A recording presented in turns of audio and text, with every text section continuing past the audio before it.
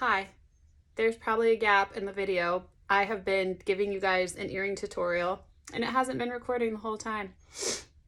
I thought Mercury was out of retrograde, but maybe not. So I'm going to show you, this is an almost finished product of what I was showing you guys how to make a minute ago. And I'm going to try to remember all the steps so I don't leave anything out, okay? Oh, Lordy. So, okay. We're going to make these hoop earrings today. If you are new to this channel, I designed jewelry for 15 years and my signature, one of my signature styles is really lightweight hoop earrings. I am now looking for where I set them because I held them up to the camera and showed you guys a few minutes ago. Oh, here they are. These. Okay, so these obviously aren't finished, but you can see how big of a statement they are. And I am known for having these big statement hoops that are super lightweight. I don't like heavy earrings. I don't like things that pull down on my ears. They're not comfortable for anybody. They make your earlobes sag. Mine don't sag. So that is what we are known for. So today I'm not doing wire wrapping. We are just doing like an easy jade hoop earring. I'm really into orange right now. It's a big color for spring and I had some of these beads. So we started, since I'm working this backwards, okay? So you want to get some coiled wire. This is already pre-coiled. This is about 1.5 inches. The gauge is very thin. If you don't know what gauge is, that's the thickness of your wire. So the larger the number goes, the thinner the wire is. So I think this is like 26 gauge maybe. Might be 24.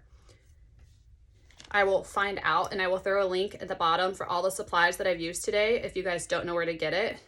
So you need your wire cutters, okay? And you're just gonna cut where the end is right there. And then this is your first hoop, all right? So the first step you're gonna do, you keep this, whatever is your dominant hand, keep one straight. If you try to move both, if you're doing this, trying to twist it, it's not gonna work. It's gonna be very difficult. Your wire's gonna bend and you're gonna be frustrated. So keep one straight. I kind of keep it here. Okay, so you see how even these are? These are cone shaped. All you have to do is flick your wrist this way, okay? I think it's easier to turn towards you rather than away from you. You have more control that way. So you just line it up.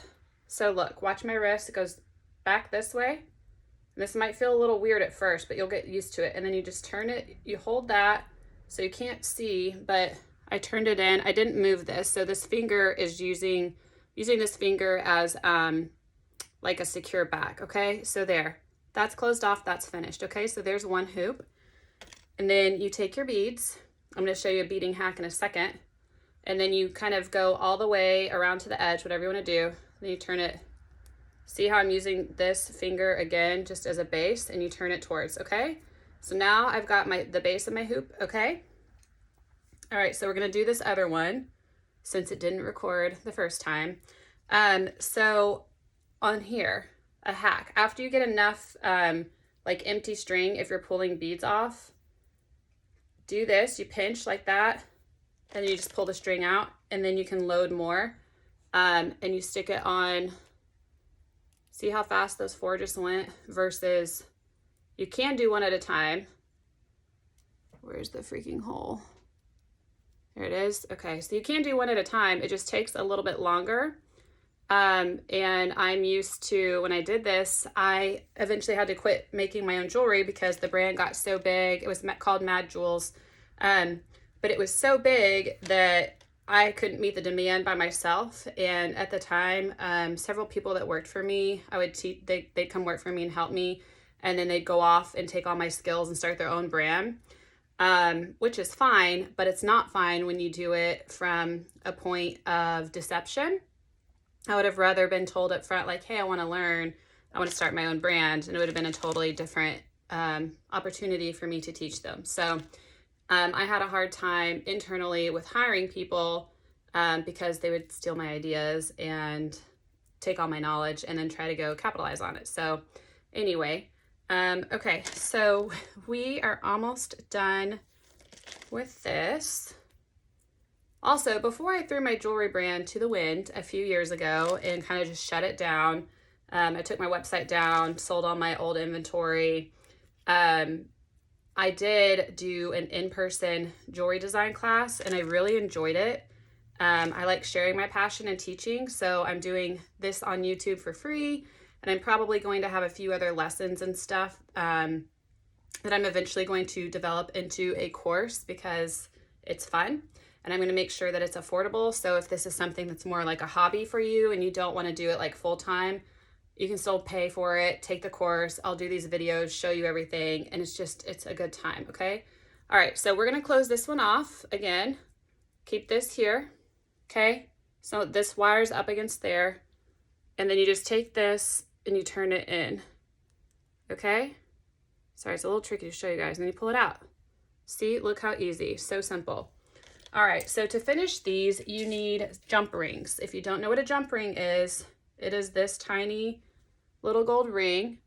There's like a cut already in there. This is kind of blurry, maybe on my black sweatshirt you can see.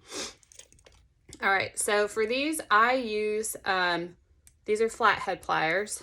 I use these, and then I use, I guess, I don't even know. The other ones are needle nose. These are flathead too, but these are triangle, and these are square, okay? So these are my favorite two to work with, more so. I only use the needle nose pliers when I am twisting things or making a closure because these are so thin. These are so much easier to keep control over. Where'd my jump ring just go? I don't have a jewelry studio anymore, and my desk is very tiny, and the living room is dark, and there's a pattern on my desk. So I was like, you know, I'm just gonna sit in the floor and do it. All right, so you can see where where that little break is right there. So again, on most of my jewelry tricks, you don't twist both hands at the same time unless you're doing a knot. Keep one straight and you just do one. So for this, I'm gonna hold it straight. It doesn't matter which way you bend. And then you open it, okay? So you barely open it. And then you're gonna slide, whoops, I'm gonna turn it this way. Slide on this side, that side, okay? Same thing. You're just gonna do that, okay. See, barely any movement. All right, and now my hoop is closed. Where'd my other hoop go? Jeez Louise. Okay, so let's do this again. Show you the openings right there. Open it. It's open. Slide it on this one and that one, okay? And then you just close it back. All right, perfect. Hoop earring, ready? Okay, now we're going to put the backs on it. There's different kinds of earring backs you can use, or earring wires, as far as like doing a hoop. These are the most common, just the little fish hook that goes through. These are fine. I don't have a problem with them, but you need ear nuts so that they don't fall off if you are gonna use these. And for that reason, my signature earrings always have lever back earrings. So these I love, I prefer them because once you get them on, you don't have to worry about them sliding off. So this is another pair I made. But like, look, like that, see, it doesn't slide off. This, it won't do it while I'm on camera, I'm sure. But I know you ladies have been out and about and then you like get home and you've lost an earring and you don't even know it's gone because the stopper fell off or whatever. So I love these.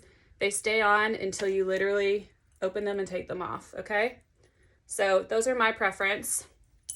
You do you, boo.